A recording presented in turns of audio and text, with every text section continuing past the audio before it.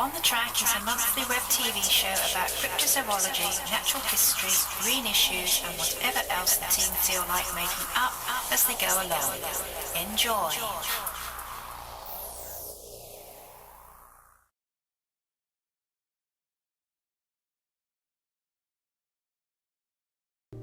Nuneaton, the jewel of the South Midlands, the town who gave us such great men as George Eliot and Larry Grayson, the throbbing heart of this teeming metropolis, the pearl of the CV13 postcode, down by the roundabout and up the one-way system, is Nuneaton Town Hall, where we can find none other than Nuneaton's Mr. Entertainment. Hello ladies and gentlemen and boys and girls, I'm Barry Tadcaster and this is my friend Kev Jevons, who is an orang Pendek. Hello, my name is Kev Jevons and I am an orang Pendek. Unlike the other orang Pendeks, I do not come from the Indonesian island of Sumatra. I come from the London borough of Lewisham, where I am employed by Lewisham Town Council as an ombudsman. Action. The dog's licking his willy. Does that matter? Oh, you can do it if you want. Right, are we ready, clocks? We ready? Yes.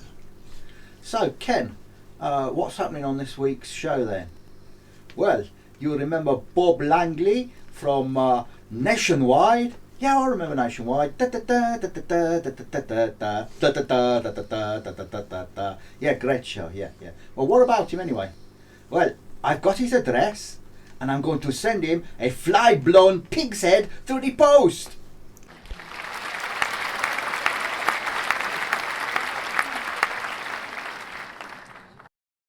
I really like the old credits.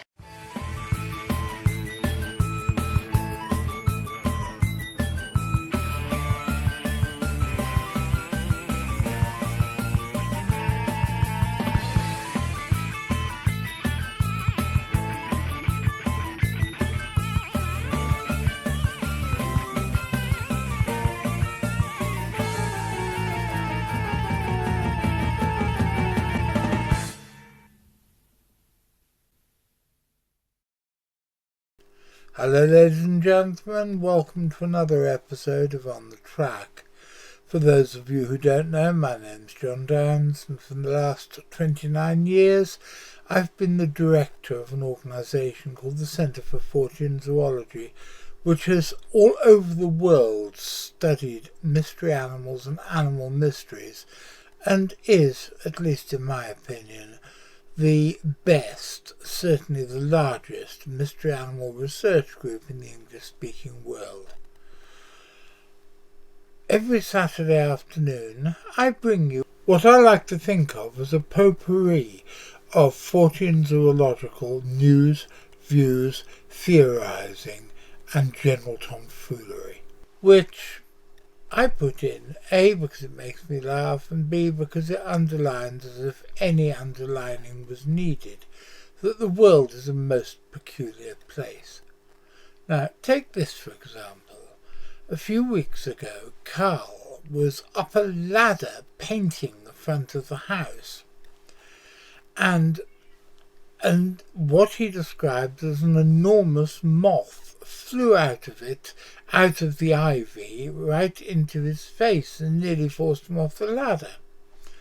And he asked me, what was it? Could it have been a death's-head hawkmoth, which he and I both know is the largest species of moth ever to be found in the United Kingdom.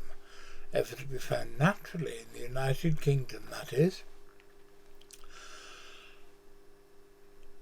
I had an idea, and when I looked it up I was proved right, that death's-head hawkmoths only migrate to the United Kingdom in the autumn, and so as this was in early June, this was very unlikely to happen.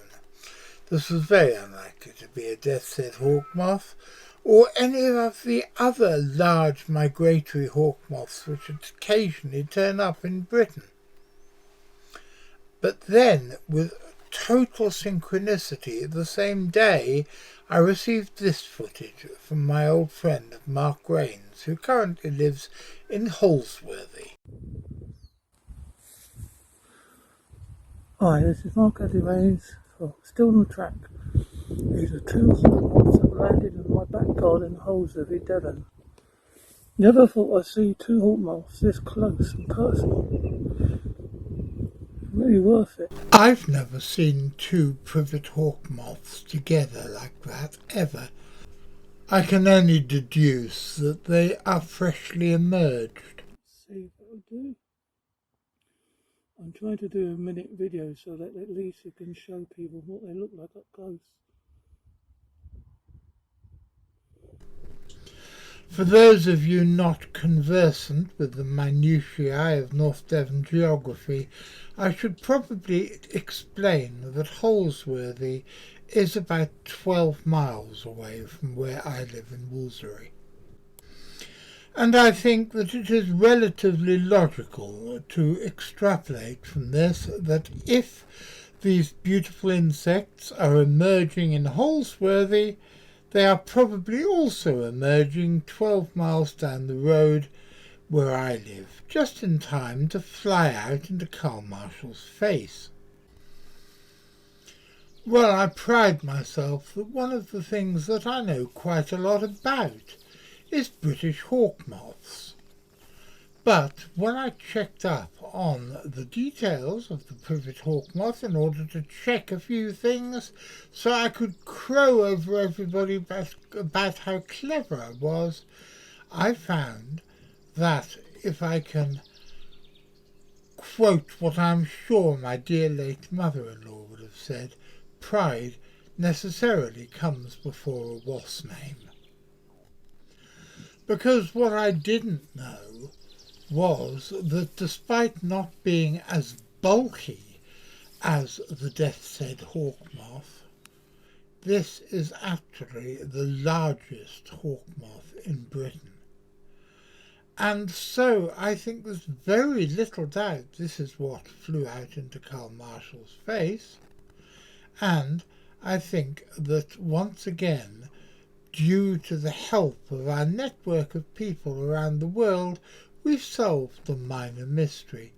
This isn't one of the great mysteries of life on a par with the Turin Shroud or the Loch Ness Monster or Bigfoot or why the newspapers give so many column inches to the Duke and Duchess of Sussex.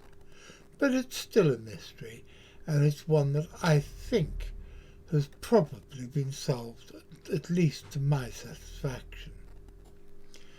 And it has also pointed out something very important. Despite the popular adage about old dogs and new tricks, it is never too late to learn stuff, even about things that you think that you know already. Slap me over the hand. Let's get on to the next one.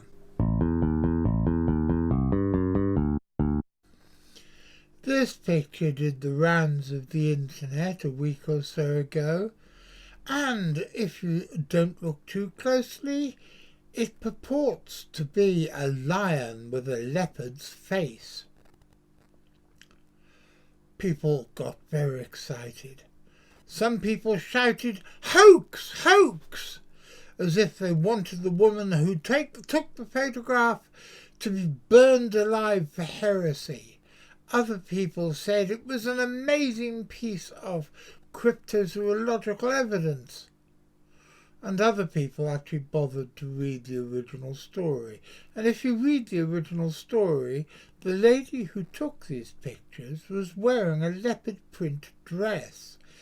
And the pattern of her leopard print dress was reflected on the glass of her tour bus, from which she took this photograph of a lion walking majestically up the road, totally unaware that he had been projected upon by a variant of the light and was going to cause weird stories all around the internet until one or two people actually bothered to read and found out that the woman who took the photograph already knew what it was and posted it because she thought it was an interesting optical illusion, not because she was trying to perpetrate a heinous confidence trick upon people across the world, all over the internet, who would get so upset when the truth was found out. Well, guys, if you'd bothered to read the story in the first place, you'd have known the truth already.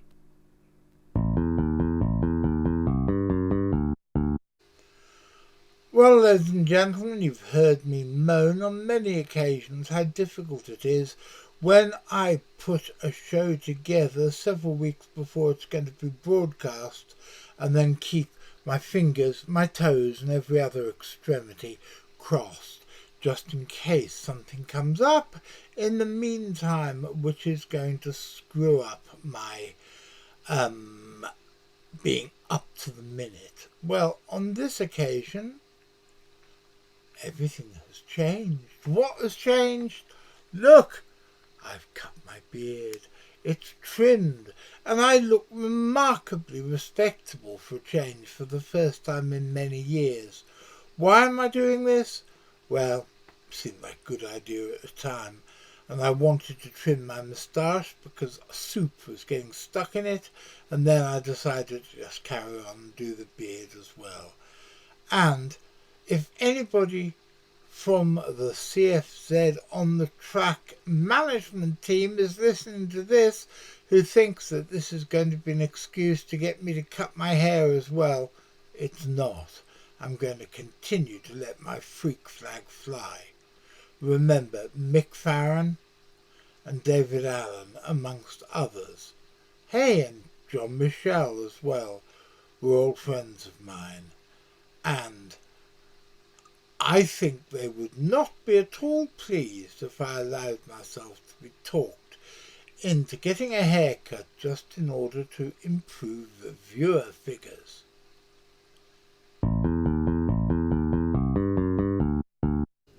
And now, ladies and gentlemen, a duo who need no introduction. Barry Tadcaster and Orang Pendek! Peep through the bathroom door. Did you ever see your sister in the raw? Did you ever swear you could drink all night? Did you ever, you're looking pale and you're turning white? Did you ever, tap turns on the water, see the water flow? Acorn makes the forest, see the forest grow. That was Barry Tadcaster and Owen Pendek. And that, I think, brings us on nicely to the next segment, because I want to talk about the Chinese mountain cat, Felis bieli, which is a creature which was only discovered to be a new species as recently as 2007, and which is at the moment the centre of a great deal of controversy. Now, when I refer to this species as not having been discovered until 2007, that's, in one way anyway, not true. But before 2007, it was generally believed that this species was Felis sylvestris bieti, a subspecies of the Eurasian wildcat, which is even found in our own country. And this brings us to an interesting and sometimes quite annoying facet of taxonomy. Over to Richard Freeman. Richard, can you tell us about the two types of taxonomists, the lumpers and the splitters? Well, it's really quite simple. The lumpers tend to put all similar animals in one group or as one species, whereas the splitters tend to split them up into different species or subspecies or races even. A good example would be tigers. Splitters split them up into many species, the Bengal tiger, the Indo-Chinese tiger, the the Bali tiger, the Caspian tiger, the Javan tiger, the Siberian tiger, South China tiger, whereas the lumpers say there's just two types of tiger. There's the mainland tiger, and they're all just different populations of this one species, and then there's the island tigers, which are all different island populations of the same species that have, you know, minor differences. Like the Bali tiger was very small, the Sumatran tiger's got very long hair around its face, and the Caspian tiger was quite shaggy haired as well. Lumpers put things together, splitters like to pull them apart into subspecies and species. Sometimes I believe there is a political motive for this.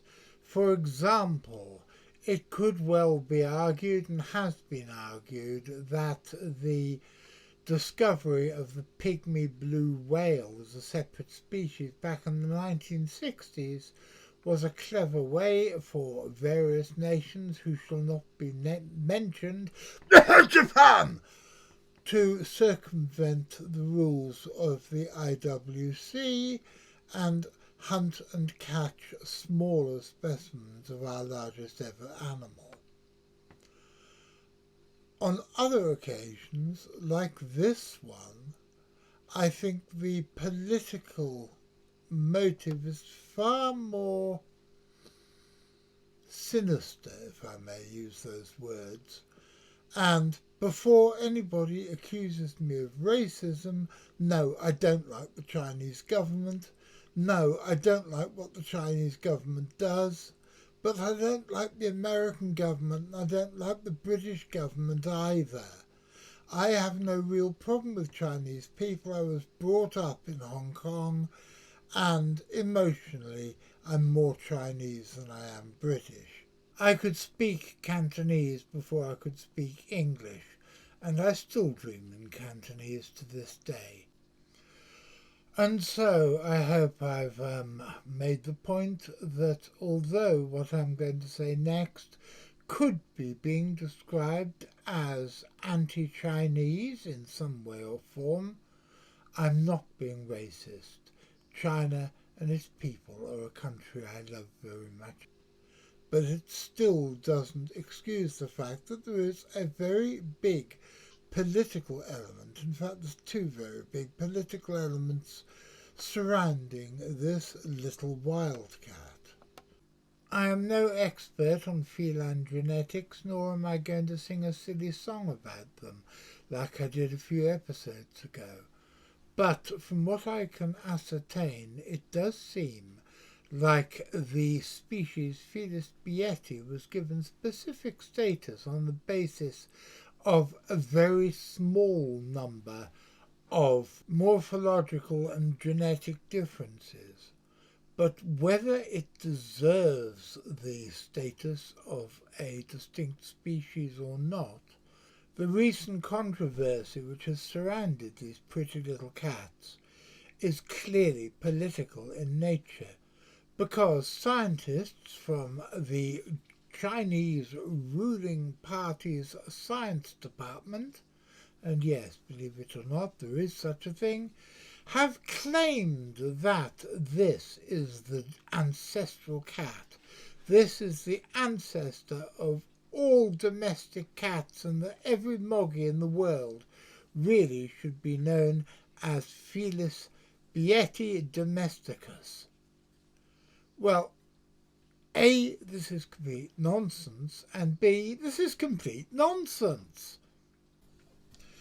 It's generally agreed these days that the earliest domestication of wildcats took place about 7,500 years ago in the eastern Mediterranean, and that's where the earliest archaeological remains have been found on Cyprus in an ancient tomb.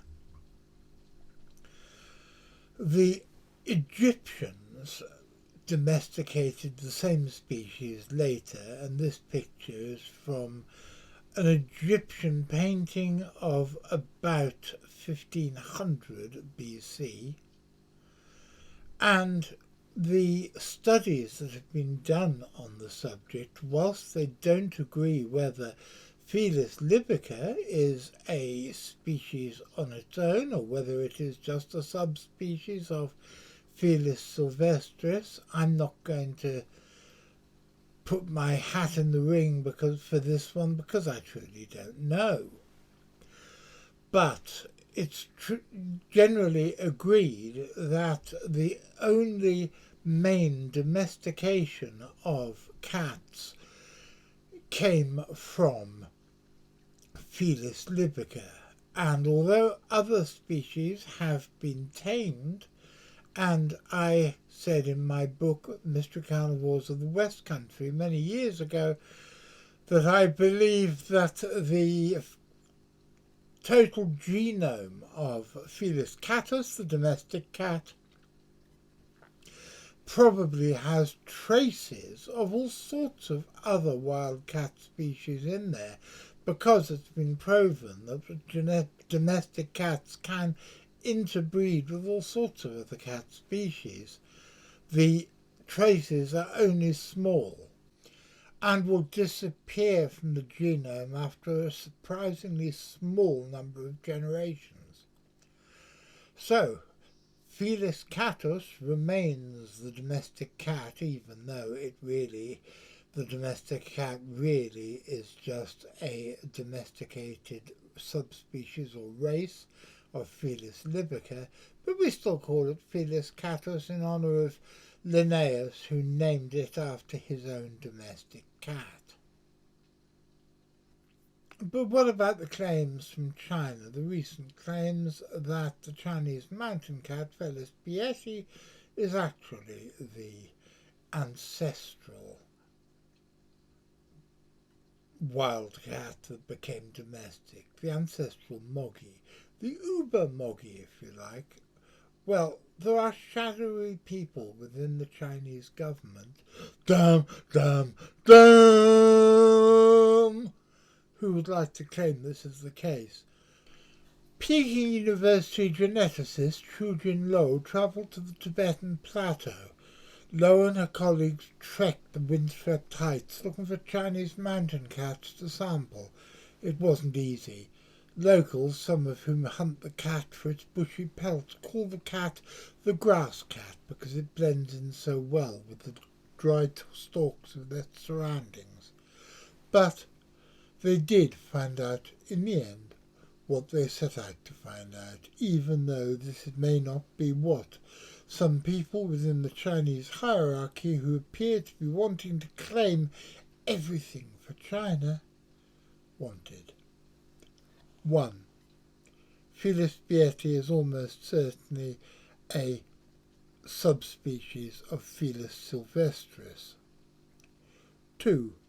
Felis Bieti is not the ancestor of the domestic cat, although it may have interbred with some of the domestic cats on the plateau over time.